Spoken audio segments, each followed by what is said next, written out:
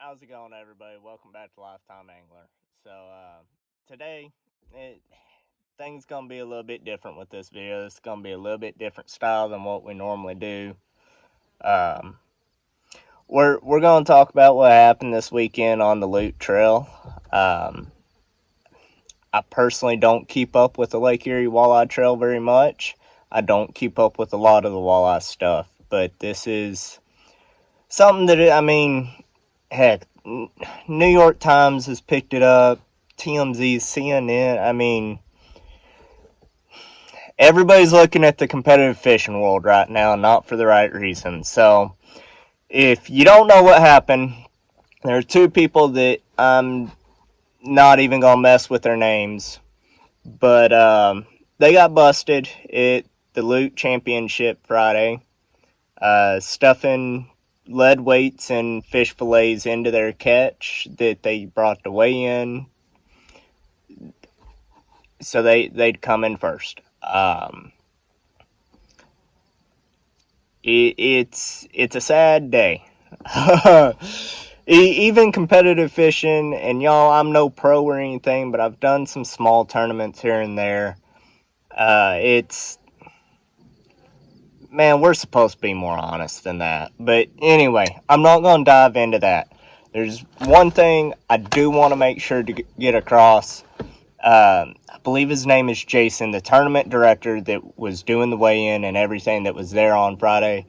Man, everything I've seen, everything I've heard, that is a stand-up guy. Yes, he lost his didn't really lose his cool, but had an emotional moment right there when he realized what was going on.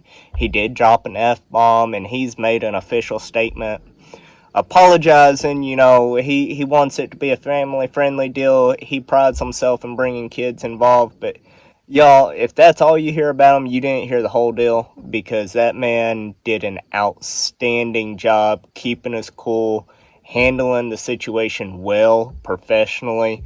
So if by chance he sees my small little blowing off steam video here, great job, man. My hat's off to you. Yeah, they got caught with this one, but guys, something that bugs me is there's been some suspicion around these two guys for a year or two now. Just out of nowhere, they started doing real good. So this obviously brings into question how many of these have they cheated.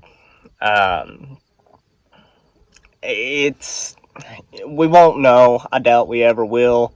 There was a deal, I think it was last year, where they're fishing two tournaments. They failed the polygraph test on one of them, but then turned around and passed on the other one. So of course they had to forfeit the winnings on the one, but not the other. Polygraphs, there's an element of human error to them, so I don't know how much you can put into that.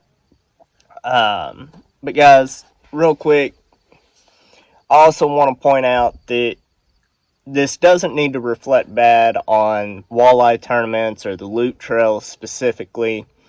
Unfortunately, cheaters are there. They are in every aspect of life, and that includes every aspect of fishing tournaments we have. I do believe that tournaments and organizations do their absolute best to keep these honest games and to make sure that is minimized.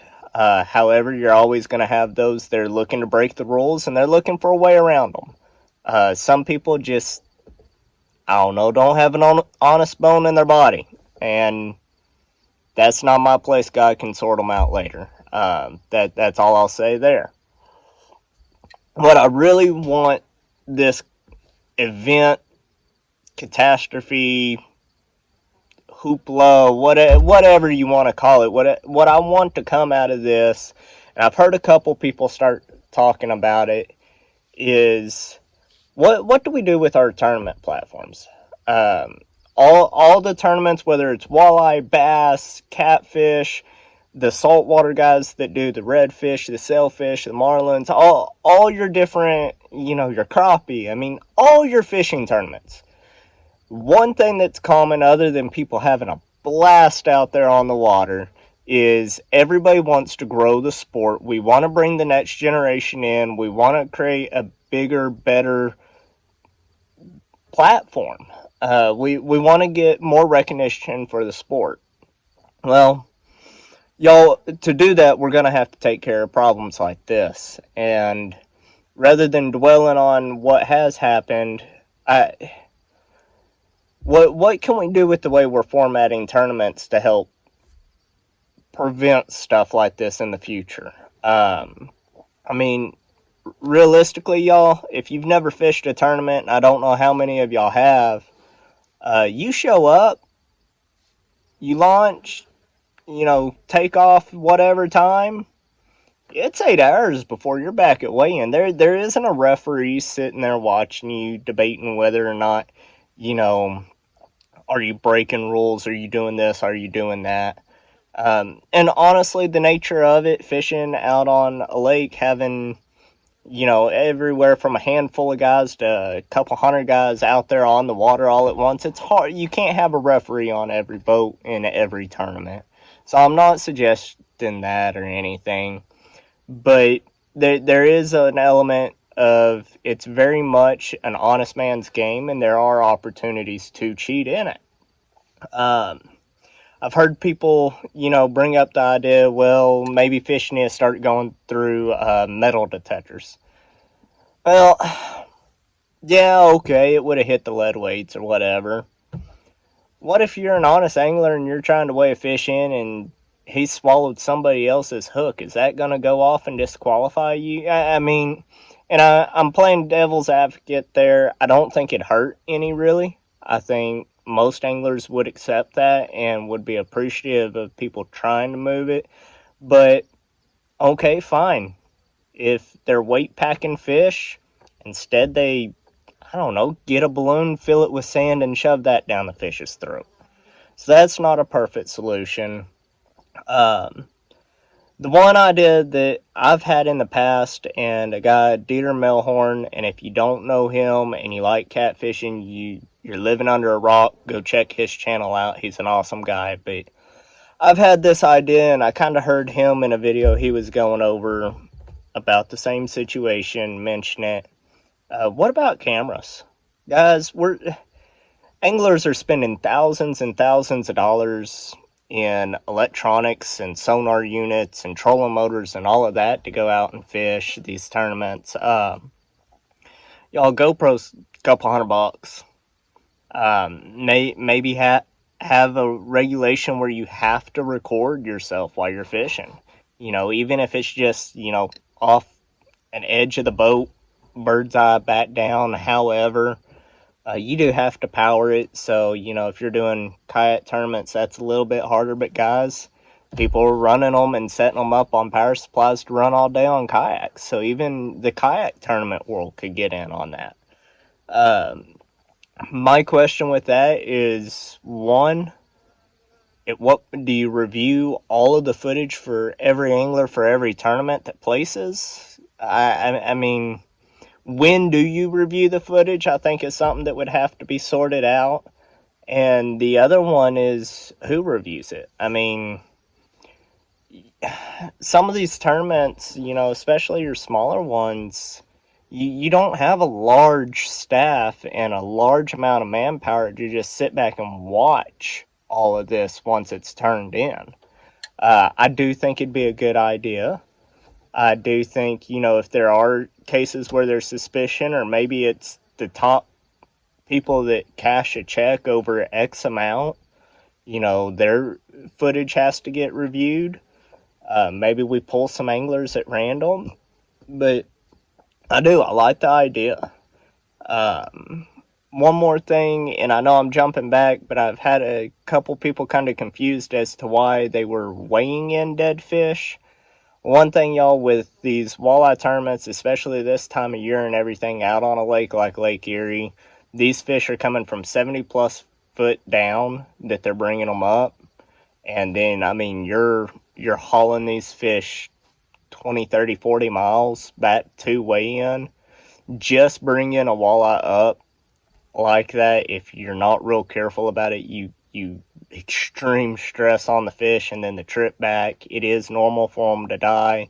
It is acceptable in walleye tournaments to, or most walleye tournaments, to weigh in a dead fish. So that in and of itself is not anything unusual. But guys, what I want to hear from y'all, and what I'm hoping to do by jumping in and having a video on this topic, I want more ideas. You know, like I said, there's a couple issues with the idea of video, having everybody video themselves. There's some issues with the metal detector idea. You know, I think the MLF has a great deal in the fact that, you know, there's an official there on the boat, and it's a wonderful platform for the fish as well. They're getting back in the water in the same spot. Unfortunately, not every tournament trail has that kind of resources or that kind of pull or gravity to be able to afford that manpower to do that. But what are some other similar things that we can do to help prevent things like this?